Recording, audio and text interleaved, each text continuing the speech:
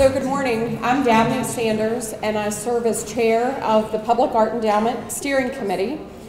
The Public Art Endowment is a permanent fund at the Community Foundation of Greater Greensboro, and our mission is to help preserve and expand Greensboro's sense of community by making possible the long-term and permanent placements of significant public artworks throughout the city. Stewardship for the Public Art Endowment is provided by a group of trustees, many of you are here today, thank you, who are passionate enthusiasts for both the arts and for Greensboro. Trustees are involved in all aspects of the endowment, including the selection of artworks and the development of related programming, as well as advocacy within the greater community for the Public Art Endowment and its mission. We seem to have a very unique model here that is envied around the country. The piece by Janet Echelman is the Public Art Endowment's first commissioned permanent gift to the city. The idea was to have an iconic piece as a centerpiece of LeBauer Park.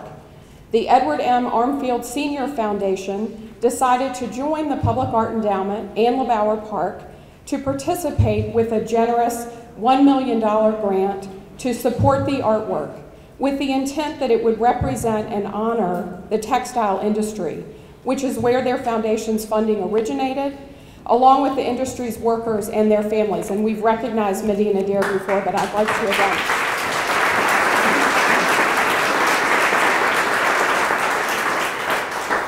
So our public art consultant, Cheryl Stewart, who is here today. Cheryl has really helped us identify Janet.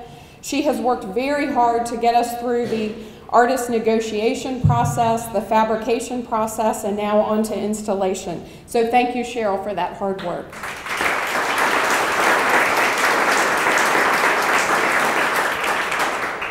So today we are really pleased and proud to reveal the design of this Janet Echelman piece, as well as the name. And we're so happy to have Janet Skyping with us from her studio in Boston, and we're gonna hope the technology works here. Hi, Lynn. Hello, everybody in Greensboro.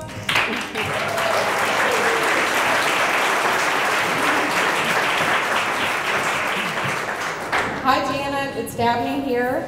Thank you so much for being with us today. It's a real honor to have you from your studio, Skyping into this great audience excited about your work. I'd love for you to start by just telling us a little bit about how you got started with doing this type of work. Well, originally I was a painter.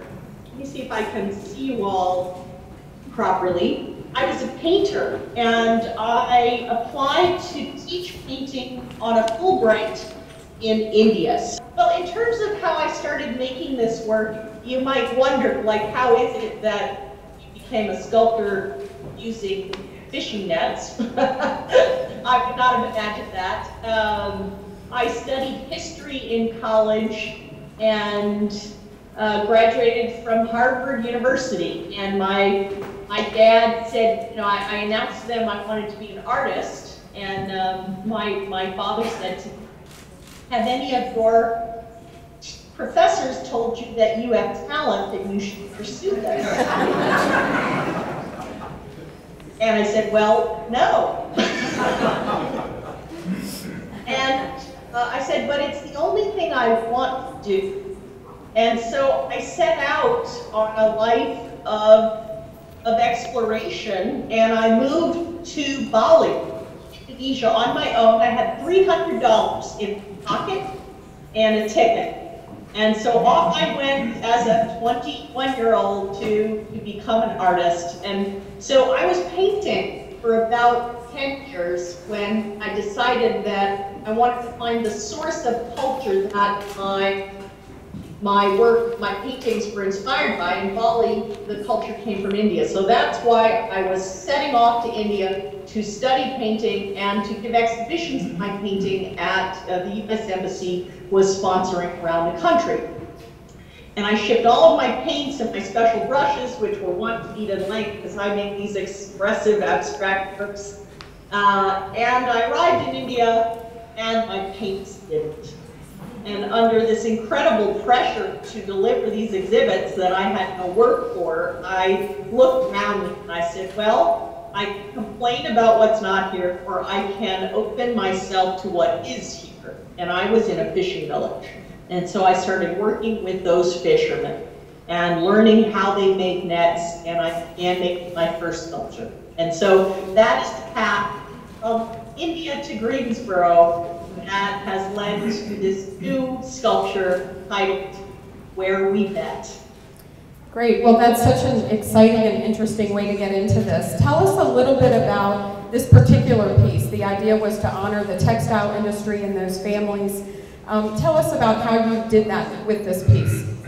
So my process always starts with research, and I really like, as an artist, if you give me a white box, I don't know what to do. But if you give me a community and history and a site, then I am thrilled, because then I burrow into that history and try and understand the layers of culture that have led to this place. And my highest aspiration is to somehow express that place.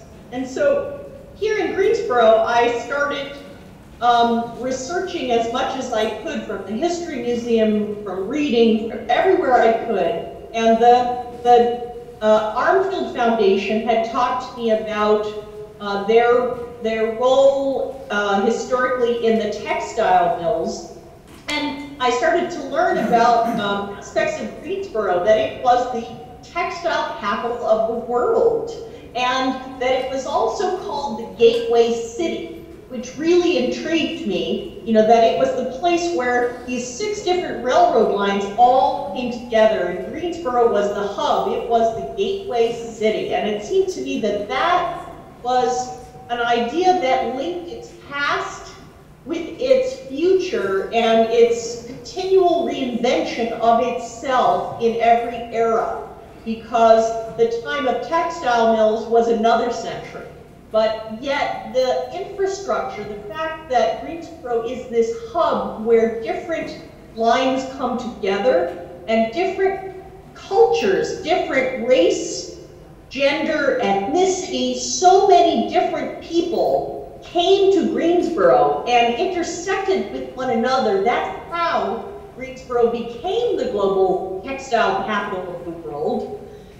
So I wanted to sort of weave together all these threads, and so I started looking at the railroad maps from different times, throughout the 1800s and the 1900s and now, and what I noticed, and then I overlaid a map of the textile mills historically, and it turned out that the nodes of where these railroads intersected was almost an exact connection with where the textile had been produced. And I thought, well, this is a way of sort of getting at the threads of history here. And so that I started just drawing those different nodes of where the textile mills and railroads intersected.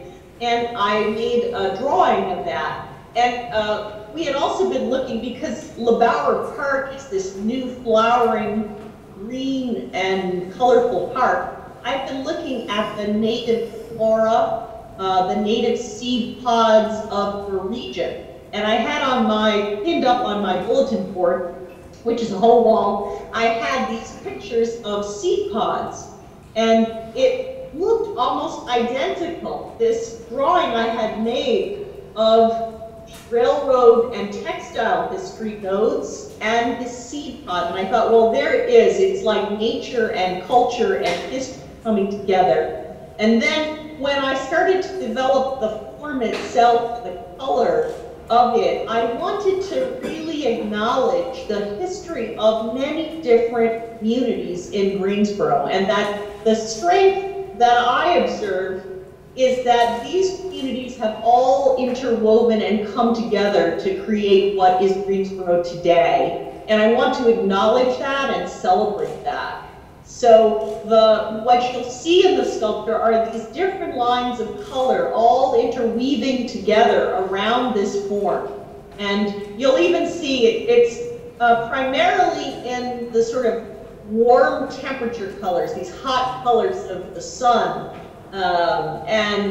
Then interwoven within that are these moments of blue, as I recall, indigo and denim through this textile past. So that is the way that this sculpture developed.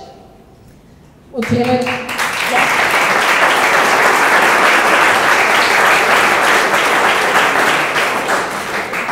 So Janet, I should be clapping for you because it's you all that are this community. You are the subject and the inspiration for it. So thank you. Thank you. It's so nice to hear about this inspiration for the piece, but we also know there are a lot of technicalities involved with this. It's quite a large piece.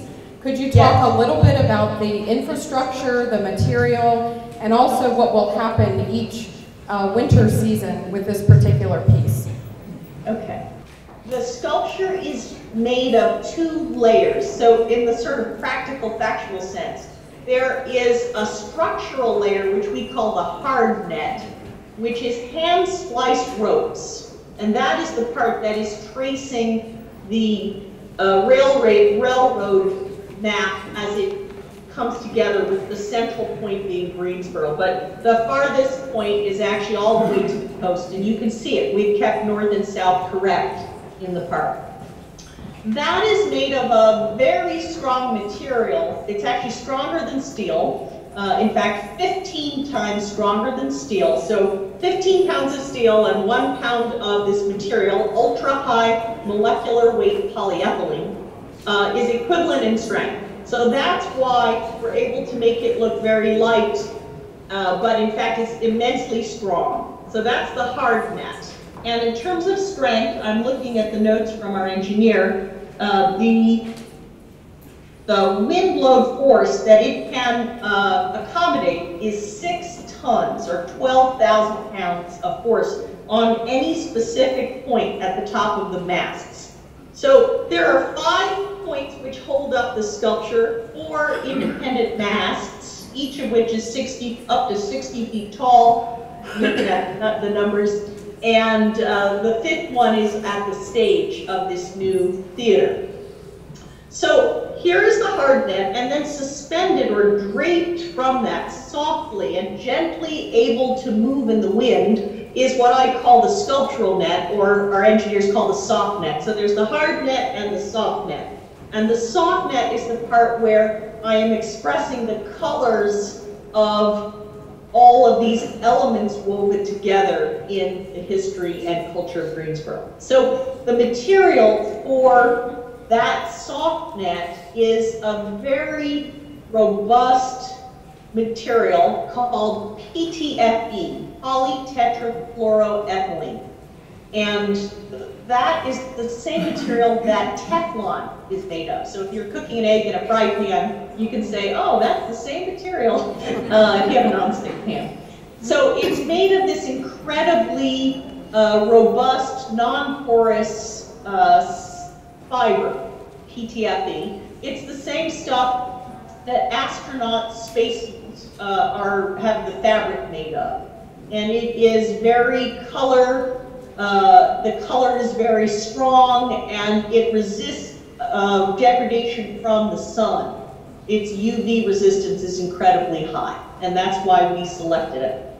So that's the hard net and the soft net, and what's really unique about Greensboro's piece, and it's the first in the world of my work to be able to express this idea. For me, I want the work to always be fresh and new, like in the seasons when the flowers come up in the spring, and I look forward to different elements in different seasons. So Greensboro, every spring, the fountains in the city go on at a certain moment in the spring, and the sculpture will alight into the air and announce that moment and invite everyone to come and enjoy springtime lying on the grass in the great lawn underneath this sculpture. And then as it gets colder in the late fall, it will go into hibernation for the winter. So it's very exciting for me to have a piece that every year, like a perennial flower, is coming out and inviting everyone to enjoy time together under this sculpture in this new park. Great. And I can see that being a great opportunity for Greensboro to have a big celebration with the raising and the lowering of the net each year. Yes, great. So Janet, what do you hope that this sculpture will not only do for those that see it, but also for Greensboro itself? Well, my hope and my goal is that it will bring people from all over to come and see it.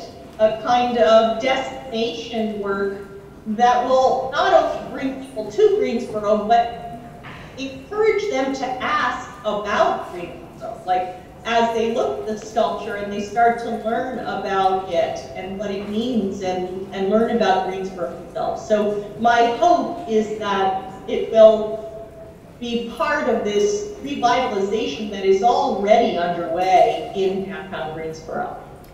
Great. And you mentioned the title a minute ago, but I want to make sure everybody really heard that title because it's such a beautiful one, Where We Met.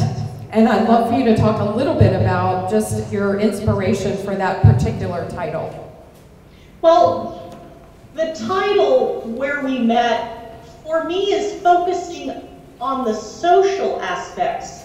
You know, when you know about the history and coming together of the railroads for the gateway city and the global capital of textiles in the world, all of these things are kind of facts. But what really interests me is the human element of what happens when all these different people who might never have all come together, but this national and international coming together led to people meeting in a way that they might not otherwise have. I mean, this is part of it. And then for me personally, I like my personal goals for a sculpture are that it would become like a relationship where it's always changing, and the more you get to know it, the more time you spend there and pay attention to the way the wind moves in the spring that is different than it is in the fall, and like that it's evolving like a relationship. And many of the titles of my work around the world use pronouns. In Portugal, the title is She Changes. In downtown Phoenix, their iconic sculpture is called Her Secret is Patience. My piece in California was called The Space Between Us. But this piece in Greensboro is the first time I used we, because as I think about what is happening in Greensboro and what the energy and goal and aspirations at this moment, that it is really about this idea, it is where we met. And in a very practical sense, I hope it becomes the place that you meet one another. Like, I'll meet you at the sculpture. That will be where we met in a very literal sense. So I'm very excited about the title, and I invite you to bring your own personal meaning to it as you live with this sculpture every spring, summer, and fall. Great. Well, Janet, thank you so much for your vision.